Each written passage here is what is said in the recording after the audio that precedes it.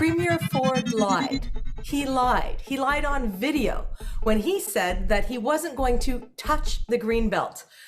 But this past Friday, on a day when usually politicians try to sneak in bad news, he announced that in fact he was planning on touching the Greenbelt. Hamilton urban boundary.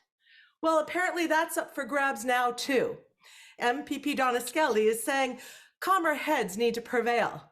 Well, given the response from one of our councillors, John Paul Danko, saying that council can and will resist and that it has never been so united, and given the comments in the media by one of our guests today on our environmental panel that civil disobedience is on the horizon, I don't think Ford is going to get away with this any more than trying to invoke the notwithstanding clause when it came to the education workers. When I talked to you about this on the weekend, you said you were very upset, Lynda. So how are you doing today? And what did you mean by those very provocative words? Yeah, still very upset. I mean, this is just, we didn't anticipate that the Ford government would take things to this extreme, and it's not okay. There are a lot of us who are feeling like we put a lot of time and energy into a democratic process locally, working with our municipality for a viable plan moving forward to effectively manage our urban growth. And it wasn't to stop growth, it was going to continue to happen within a firm urban boundary. So I'm feeling, and I know others are feeling, as though where does that leave us? Where does that leave us in terms of next steps for action? We'll continue to participate in the formal processes, but I can tell you that there are a lot of community members talking about what do we do next? What else do we need to do here if the normal channels aren't working? Now, when I say that personally, I'm talking about nonviolent direct action. That's what I'm committed to. But certainly this government is pushing us in that direction. So when you come out swinging saying civil disobedience is on the horizon, what is civil disobedience in this context? Yeah, well, we're certainly exercising our democratic rights with rallies, and I think you're going to see those getting larger and louder. Stay tuned. There are some more coming up, and we hope others will join, and I think they will.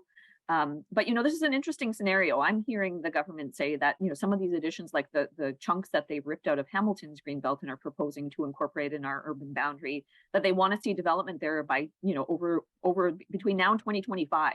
So certainly, if that sort of thing starts to happen, I think you'll see people standing in the way.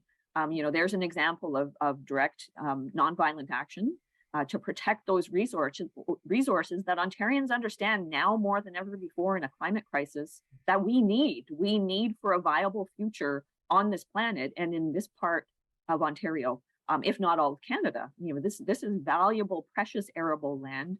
And I haven't even started talking about the natural features that are so important in this area for clean water and for climate resilience.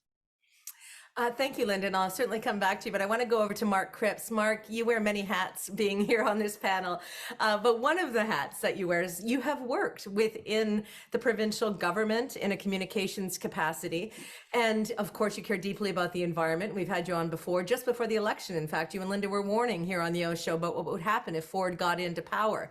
And so I want to hear how you feel about what happened this weekend, but also from a political point of view. Do you think after what happened, I mean, Ford literally got schooled by the education workers and by the union solidarity across this country. Do you think politically he might not have the power he thinks he has any longer to back out on a promise and push through something this controversial? That's a good question. I've been wrestling with this since it was announced, and I'm extremely perplexed by the Greenbelt stuff. The Greenbelt is one of the most popular, always polling high public policy features in Ontario, and it's widely supported by Conservatives, Liberals, and NDP. This is a cross-partisan issue. People love the Greenbelt. Who wants their legacy to be, I was the person who ripped open the Greenbelt? Like, who wants that to be their political legacy? I don't fucking get this shit, man. I was in government when we did the new Greenbelt boundary. We withstood the pressure that was coming at us from all sides. We did some minor, and Lynda knows this, we did some minor boundary adjustments. It didn't really, carve out big chunks of land for development. They were really just early mapping issues that we did. And I'm just perplexed. I don't know what the government's agenda is here, other than people can say, well, they're paying off supporters. I wonder if they're not throwing this out there as a way to sort of like disguise what their real intent is to get municipalities to start taking the housing need seriously. Because like, we can't deny that there's a housing need. So maybe they are throwing the Greenbelt there as like, okay, we won't really do it, but we're going to threaten it so that you guys all fall in line when it comes to, the development that needs to happen within your urban boundaries, because we do need housing. What I find also interesting is that we're at a time right now where the new housing market has ground to a halt. People are not buying new housing, and the builders can't build them at the price point anymore because of the supply chain and the inflationary pressures. So this whole idea that somehow tomorrow these guys are going to get their hammers and saws out and start propping up homes is really idealistic. But again, I'm just, from a political perspective, I do not see how the Ford government wins on the Greenbelt. I think that they've bit off way more than they can chew here. And I agree with Lynda. I think when it comes to people's passion about the Greenbelt, you're going to see that come out because, remember, the Tories actually started the Greenbelt with the Oak Ridges Moraine. Like, this was their signature piece, and then Dalton expanded it and all this stuff. And the other thing is, we have all kinds of land in the White Belt. And I know some environmentalists don't agree with developing in the White Belt either. I get that. But it was set aside. It's there. Why are we now carving chunks out of the Greenbelt? I'm absolutely perplexed. And I think, I brought my little prop here today. This is Hazel. And I'm going to say, she's saying right now, do we want to open up the Greenbelt? And she's saying, and I say, no. That's kind of funny. Hazel McCallion, of course, I'm assuming. Late Don, you have spent longer than any of us, I think, watching Hamilton City Council, and you saw the old guard be let out the door, exited on October 20th in record numbers in a historic change council. And there's a councillor, not part of the old guard, a councillor, John Paul Danko, only in his second term, who came out and said, we can and will resist. This is a betrayal. Council's never been so united. Do you feel like we have what it takes to fight this, Don, whether it's a false threat or a real threat? I think there's a reasonable possibility of that, and certainly I'm not surprised at Danko's response and response of other councillors. It wasn't just that they reversed the council decision and expanded the urban boundary the way that staff had originally talked about it. They added a whole pile on, including Greenbelt. I'm a bit suspicious that this is a feint in one direction in order to disguise action in another one.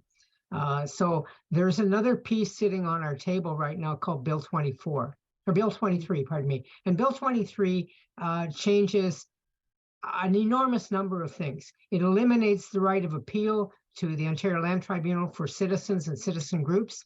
It trashes the conservation authorities. It says you can no longer examine your permits on the basis of either pollution or land conservation. And most of the permits that they are now currently doing will no longer be even coming to the Conservation Authority. They've been thrown out of that process. So we're seeing really drastic changes coming through another piece of legislation that happened almost at the same time as the one on the education workers and as the unveiling of the changes to the urban boundary and the Greenbelt. So that sort of shock and awe kind of approach, I think, has some intent to get something while distracting people on something else. And it's a really nasty way of running government. And the urban boundary one in particular, people who were involved in that, and I was one of them, we did everything that we were supposed to do. We went through all the processes. We diligently lobbied council. We got the councillors to do a survey and ask the public, what do they think about this? And the survey results were overwhelming. Over 90% said no urban boundary expansion. And the council agreed to that. 3 councillors voted against the majority position. 3 councillors voted to expand the boundary. 2 of them didn't even dare run in the last election, Mr. Ferguson and Mr. Whitehead. And the third one Maria Pearson, went down to defeat despite being in office for well over 2 decades. Yeah. And she ran third. Mm-hmm. So there's no question about where the public sits on this. There's no question about where Hamiltonians, what they want on this. So for the Ford government to simply come in and say, so what? We're just overriding everything. It feels like the developers who lost here and lost big time simply went up to Big Boy and said, just overrule all this stuff. Because after all, you're our favorite premier, maybe our puppet, whatever we are. And you're just going to do what we want you to do. I want to get back to who might be benefiting from this financially, Don, with you in a few minutes, because I think, always follow the money, right? There's financial interest big time in expanding the urban boundary and plummeting the Greenbelt. But Lynda, to Don's point, I mean, we saw a trouncing of the old guard, and Ferguson wasn't just someone who voted against the urban boundary. He questioned the validity of the thousands of emails that came in from citizens. I mean, as you said, you did everything right, and it still was chastised by some of the old guard as not being legitimate. So they're gone, and they weren't gone a little, they're gone a lot.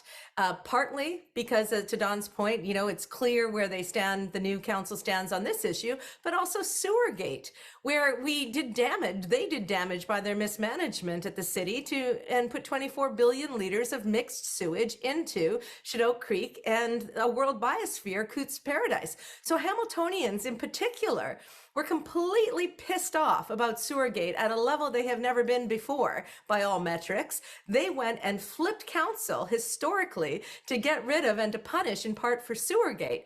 Is there any appetite at all for Hamiltonians to roll over on the urban boundary and on the Greenbelt after what they were willing to do to the old guard not 2 weeks ago on October 20th? No. And interestingly, if Councillor Ferguson was still at the council table, he wouldn't be happy about the Greenbelt piece, because I was always intrigued by the fact that he didn't want to see more sprawl in Ancaster, so he certainly would be very vocal about those incursions. Maybe not so much on urban boundary. He would want to see the growth happen, out in my end of the municipality. But no, this is a crazy situation. And again, I'm going to say the city of Hamilton has done everything right here. So I find it very interesting that this government can't even argue that Hamilton isn't moving ahead with providing more housing. There are all kinds of things happening within the urban boundary. The city, kudos to city planning staff who worked diligently to roll in new policies and approaches to help in every way to facilitate more infill development. We've got proposals for Greyfield redevelopments at Eastgate Square, Lime Ridge Mall, Upper Sherman and Mohawk. There are lots of things coming down the pipe that are going to provide housing far more quickly than we're going to get to housing on unserviced land in the Greenbelt. So I think this provincial government is being pretty disingenuous in arguing that this is about the housing crisis. I've described this as a massive cocky as all heck land grab, and that's really what's happening here. This is about the government very quickly getting those lands out of rural areas, out of protected Greenbelt for their development industry pals, because once that happens, they know it's very difficult to undo that kind of change. And that's why we need to stand up now. We need to stop this from happening. Well, I've heard the expression in some of the commentary around this as the gold rush for the development industry if Ford's able to get this thing pushed through.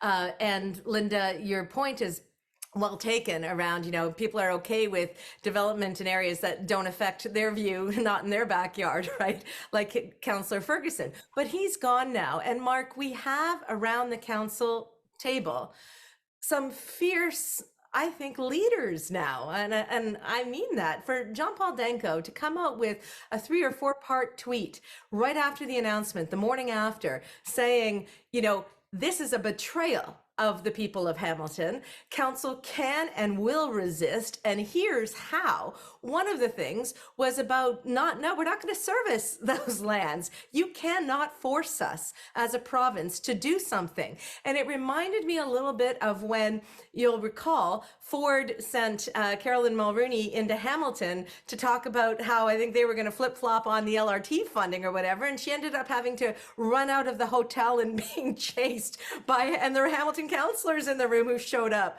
because Hamiltonians, I have seen, and so have we all, It can be pretty fierce when we care. And I think this is an issue where we care. So what are your thoughts, Mark, on what levers council actually has to resist this? What does that look like? You've been studying the politics of this town for a long time. Well, if I go back to the urban boundary expansion decision, I think we all need to accept that certain people knew they weren't going to run. So it was, and there were other people that knew they were going to run and knew that, having, promoting an urban and boundary expansion was not going to be a good political strategy going into an election. And lastly, everyone knew the province was going to do this. Everyone knew. No one should be surprised that the urban boundary expansion decision was overturned because, I don't want to demonize. The government definitely needs to figure out a way to build housing. And part of the problem, and I worked at municipal affairs for 5 years, we dealt with this stuff all the time. People love, development somewhere else. And this is going to be a real challenge of this council to get over the NIMBY crap, right? And because, because under this new plan, you're talking 30 stories. 30 stories will be permitted in Hamilton in density. Watch how many people are going to come out. Oh, I don't want that bill. You're going to have that NIMBY play again. And this is the real challenge that I think the government is also trying to overcome is, look, we need, the federal government announced 520, whatever it was, new Canadians they're going to bring into the country. A lot of that, and I don't want to repeat, the government speaking points, but a lot of those people are going to end up in Ontario. Sure. And we need to build the housing that they're gonna require, and we need to do it now. So I would say for this new council to show some bravery and really get serious about the infill, within the current urban boundary, target that stuff right away and show the province that we can actually do this. And then they can delay the servicing of those other lands until, and maybe we'll never need them. But I think here's an opportunity for this community and these councillors to grow some strength and to show some leadership and overcome the NIMBY voices, and let's get the in stuff built now. And then we can worry about the other stuff. And then John Paul can delay the servicing, or council can delay the servicing for those other projects by saying to the government, hey, we're doing it all right here, right now. And I think that has certainly been floated. I don't know if it was in his initial tweets, which I posted, but he certainly floated that idea of delay and deprioritizing, right? And there is some council power. But to your point, Mark, the municipal governments are run by the province in this area, right? The province has the power to force urban boundary expansion. They have the power to do whatever they kind of want.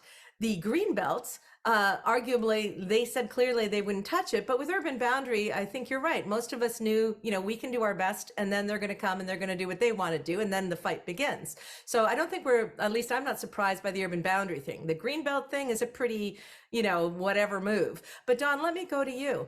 Do you think, two questions for you, Don. Do you think that council stalling or showing, to Mark's point, that they can do the intensification, they can do the infill, they can start to meet those housing needs, but without expanding the boundary, would send a strong enough message to Ford to kind of hold off on it? And secondly, when we talk about the Greenbelt and urban boundary expansion, I know we're mixing the issues here today, but is there, do you think, a real dollar incentive behind this, a real profit motive behind this, beyond housing for immigration, beyond, the crisis of housing? Do you think a lot of this is being driven cynically by profits for the development industry, who we know are supporters of Ford in large part? Certainly to the second question, there's a huge financial benefit for those who have speculated on farmland, not just in Hamilton, but around the province. One of the features of Bill 23, for example, is that they have told the regional governments, like in Niagara, that you're no longer in charge of planning. The planning is now going to be downloaded to the local municipalities, the small towns and small cities in Niagara who don't have any planners. or have no planners, because this has always been done at the regional level. So the region doesn't get to do it anymore. So that's clearly for the benefit of those landowners who have been speculating on the lands around those small communities and have been blocked by the fact that we have some kind of regional planning process in place. The same thing with the banning of individuals and citizen organizations to appeal decisions. So we can talk about 30-story buildings in Hamilton, and there might be, and there probably will be, people who say, I don't want that. But their options have been largely eliminated now. They're no longer allowed to appeal. All they can do is yell at council, and council can do what it needs to do, and it will do. And there's no appeal to the Ontario Land Tribunal. Not that the Ontario Land Tribunal is anything other than an agency for the developers anyway, as the Spectator pointed out, with 97% of their decisions being pro-developer. And those pieces are, they're huge financial benefits. And if you look at it in an overall picture, not just in terms of the Greenbelt and the urban boundary expansion, but the changes that are coming through this other piece of legislation, they basically say, get out of the way with anything that might hinder the development industry. So one of the pieces that is being, is this in Bill 23, for example. Right now, our ecological defense system in Hamilton and most municipalities is the conservation authorities. We turn our plan, we pass on our development proposal to them and ask them to review them and come back with information about, is this going to be ecologically sustainable? What damage is it going to do? The new legislation bans that. It bans the conservation authorities from providing any advice to municipalities. That's not something about housing. That's something about making the path absolutely smooth for the development sector. It's like the developers came in and wrote the legislation, and Mr. Ford put his stamp on it. So we're in a multiple kind of assault on the environment. The conservation authorities, I watched the conservation authority meeting of Hamilton last week, and it only has 3 councillors left on it because Mr. Ferguson is gone and Mr. Powers is gone. The 3 that are remaining are all conservatives: Brad Clark, Esther Pauls, and Tom Jackson. And they all spoke against this. It was unanimous. This is a really bad idea. The Conservation Ontario, the oversight body for 36 conservation authorities, is loudly opposing this. And they are a pretty tame organization generally, and they are very vocal on this. So there's a huge pushback that's going to happen on this, I think. But I really worry about what is it that the government hopes to get in the end here. Because there's just, you don't throw 4 or 5 pieces of legislation all at once at the public and not want to get something through there. And when you're backing off on the education workers, maybe you're going to back off on the Greenbelt. That's a fairly easy one to back off on. As Mark says, it's a very, very popular institution. Maybe we'll see the Greenbelt saved as they try to get something else out of this. But we need to keep our eyes wide open on this. And it's because of those kinds of changes that I'm absolutely convinced that this is about the money the developers and the speculators hope to make, and they hope to get it all in place really quickly so that 4 years from now, even if the government is defeated, they will still have already gotten the approvals. They'll already have the lands into the urban areas. They'll already have the kinds of things that they want in order to build at some future point. And they're not building much in houses right now, as Mark points out. We've got a lot of houses approved in Hamilton that are sitting on the books, and the developers who got the approval are doing nothing with them.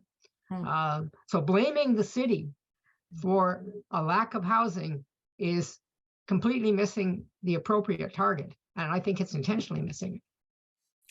Wow, listening to all of that, I mean, it's very difficult. If there's a war declared against the environment by this government, they are picking battle fronts all over the place.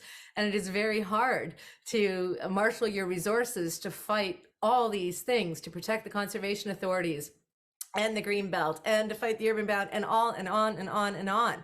So Lynda, is part of what is shocking maybe people is that it just seems so brazen. It just seems so brazen. The city went through all the right steps. The citizens went through all the right steps. Everybody supports the Greenbelt, as we've heard.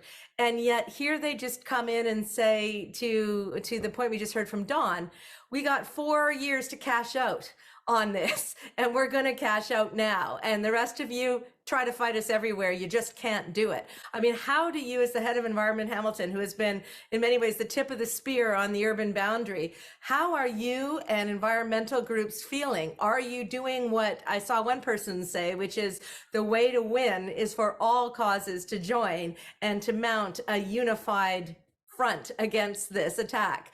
Are you feeling like that's a possibility out of necessity? Where are you with all of this?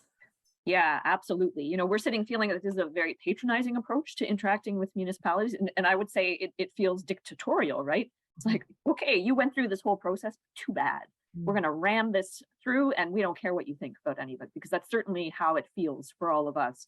So yeah, absolutely. There already are conversations happening around, especially on the heels of the whole the whole labor action. You know, a lot of us walked on those lines with education workers. ATU workers are out there now. We're standing in solidarity with them, and so there's more and more conversation about cross movement solidarity and how do we all support each other in all of this. And you can be sure that that's going to continue to grow, because people understand that this government is trying to take apart what we all love about this province. I mean, it's happening before our eyes, and people are angry about it. So yeah, absolutely. I think you're going to see the movements grow. You know, in Hamilton already, you know, we were at a rally, we're at lots of rallies these days, but standing in solidarity with Acorn Hamilton, because Bill 23 does some pretty horrible things as far as tenants go. And think about that, right? If this is about a housing crisis, why the heck is that happening as part of this bill? So certainly that's already taking place, and you're going to see more of that building. I should mention now that Sunday, November 13th, this coming Sunday, we're going to be out there marching along York Boulevard near Dundurn Castle, starting at 11 a.m. and put the word out to friends and family and everyone else. We need more people there to join. We need the critical mass to grow. That's what's going to make the difference here. And then we will certainly promote that here on the Oshow on all of our accounts, Lynda. Of course, people can subscribe to the Oshow on YouTube to get all of the updates from the show, but we'll also put it out on Facebook and Twitter and Instagram and everywhere else. But Mark, let me go to you, because you've been inside of government. You've also been an editor of a newspaper. You have sort of multiple lenses to look at this. And am I correct? And this is my lens, public relations. I've mounted a couple of campaigns in my day that had some success at moving policy.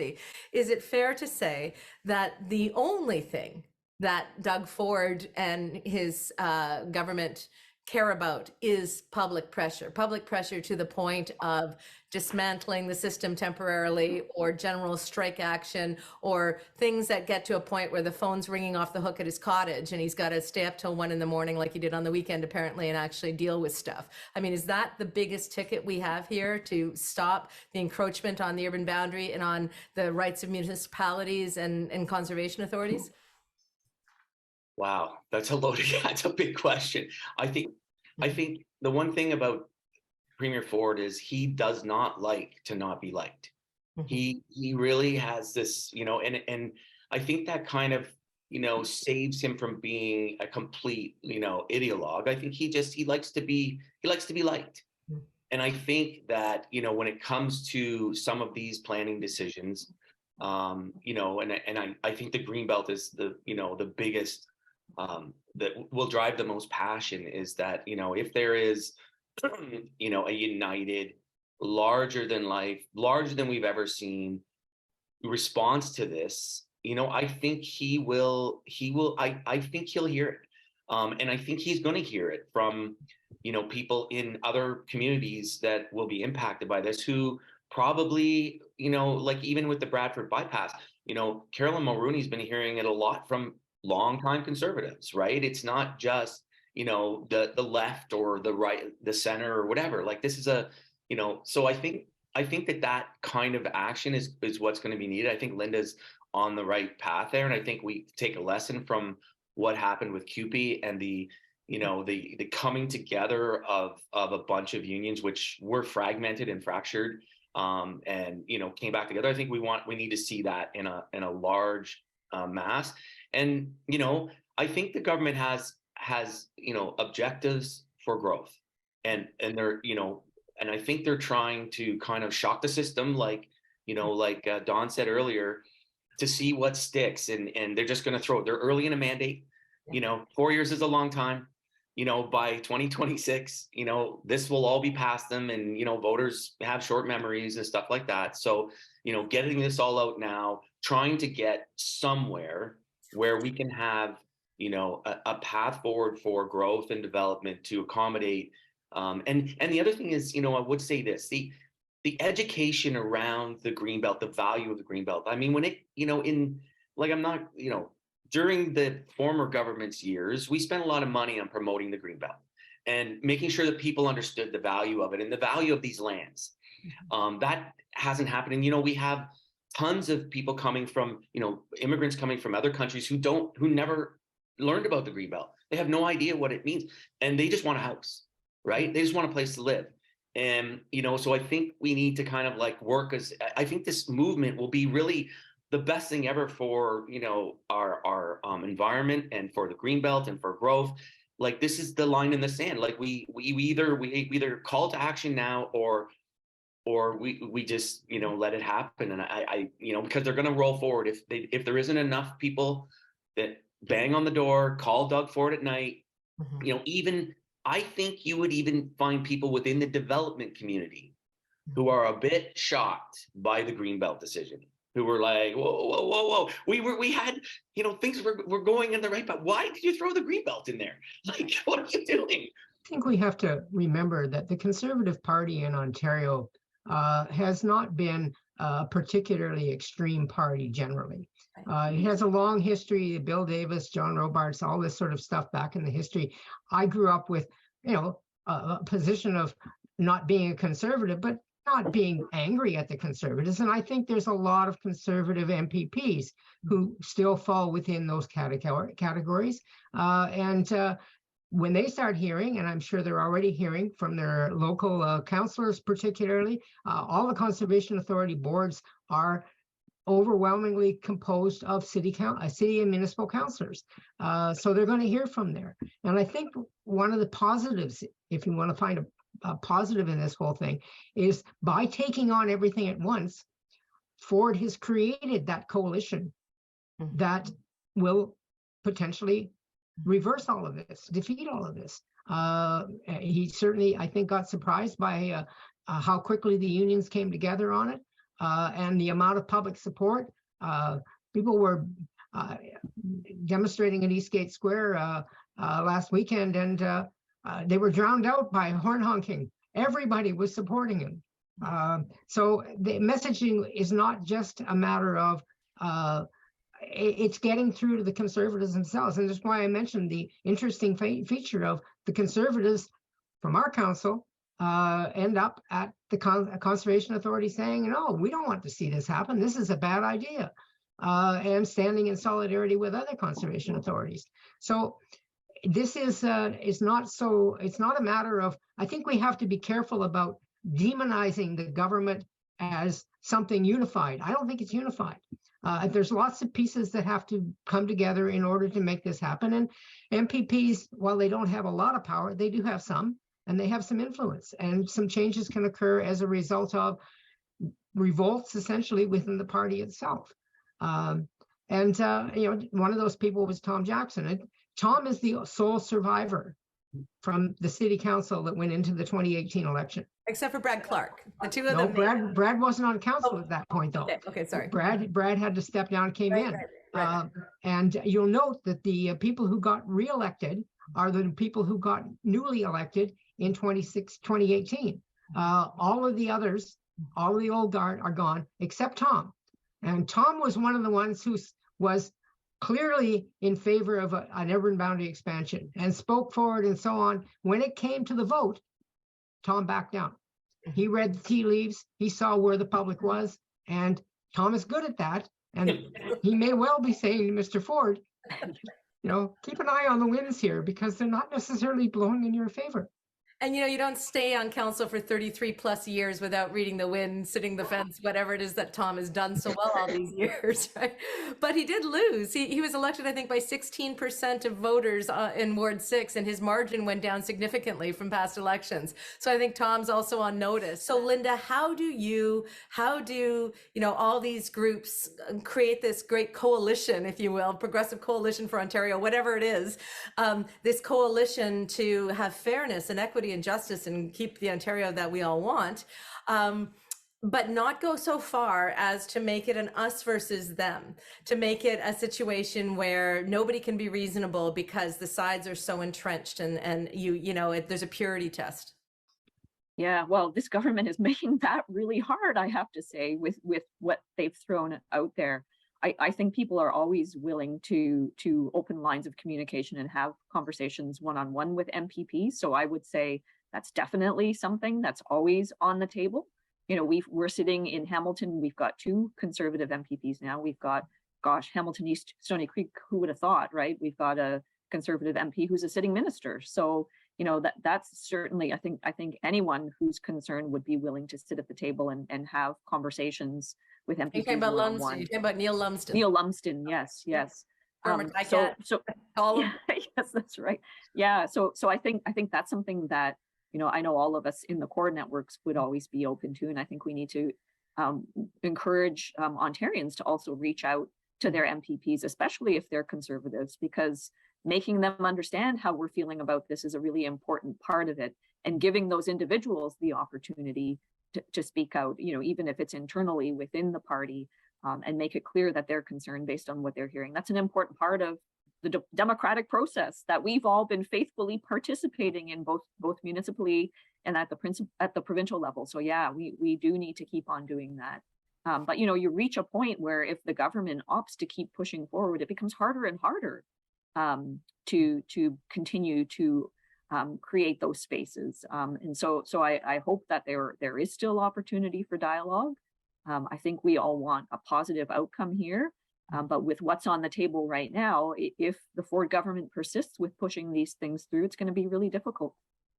Well, I'll certainly have all of you back on as this goes forward, because I don't think that this is the last discussion we'll need to have on the Greenbelt or the urban boundary or the conservation authorities or.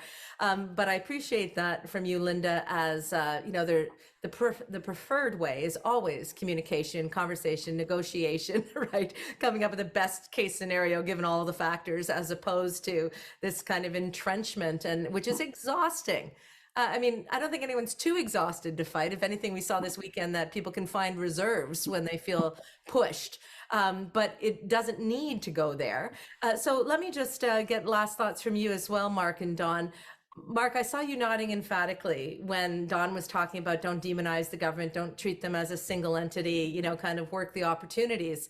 Having, again, your view on this, what would in addition to council, prioritizing the intensification now, showing they can get stuff done, meet those housing targets, what would your advice be to people watching this program? Because I think we've got people in our audience, I know we do, outside of just Hamilton. They'll be watching this because of Greenbelt issues across the province. So from your provincial hat that you've worn working inside the government and municipal affairs, what do you recommend people do to preserve the Greenbelt and fight their urban boundary or their conservation issues locally? Well, I think there are, like, on the Greenbelt, there's a commenting period. People should overwhelm the land, what is it called? The registry, the environmental registry, with their comments about the Greenbelt. We need these overwhelming responses. I think keeping it positive for now. I agree with Lynda. It's really overwhelming, but I think at the end of the day, if you love something this much, if you care about something this much, right? It's much like, I feel like, kindness and showing support for something versus demonizing. And, I think that's going to have the opposite effect. I think we need to show, this is our moment to show everyone in Ontario, the government, that, these are things that we value. We, as a society, we value the things that we have, and we're concerned at the same time about the future. I work now in the insurance business, and, we I'm constantly looking at, the challenges of flooding and pluvial flooding, which is the new kind of flooding, which is flooding from above. We all think of flooding from rivers, but it's now the biggest threat is what comes from above.